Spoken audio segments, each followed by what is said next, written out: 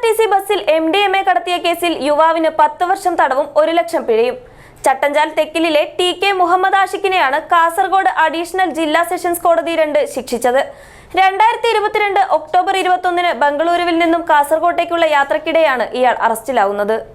Totomal, biggest showroom for kitchen, home appliances and toys. Totomal, Nayamarmula, Kasargod. KSRTC ബസ്സിൽ MDMA കടത്തവെ excise arrest ചെയ്ത യുവാവിനെ 10 വർഷത്തെ തടവിനും 1 ലക്ഷം രൂപ പിഴയും അടയ്ക്കാൻ കോടതി വിധിച്ചു. ചട്ടഞ്ചാൽ തെക്കിലിലെ TK മുഹമ്മദ് ആഷിഖിനെയാണ് കാസർഗോഡ് അഡീഷണൽ ജില്ലാ സെഷൻസ് കോടതി 2 ജഡ്ജി K പ്രിയ ശിക്ഷിച്ചത്. 2022 ഒക്ടോബർ 21 മഞ്ചേശ്വരം എക്സൈസ് ചെക്ക് പോസ്റ്റിൽ നടത്തിയ പരിശോധനയിലാണ് ഇയാളുടെ ബാഗിൽ സൂക്ഷിച്ച നിലയിൽ കണ്ടെത്തിയ 54 ഗ്രാം MDMA പിടിച്ചെടുത്തത്. ബംഗളൂരുവിൽ നിന്നും KSRTC ബസ്സിൽ കാസർഗോഡേക്കുള്ള യാത്രക്കിടെയാണ് ഇയാൾ അറസ്റ്റിലാവുന്നത്. അന്ന് എക്സൈസ് മഞ്ചേശ്വരം സർക്കിൾ ഇൻസ്പെക്ടറായിരുന്ന KK ഷിജിൽകുമാറിന്റെ നേതൃത്വത്തിൽ നടത്തിയ പരിശോധനയിലാണ് പ്രതി പിടിയിലായത്.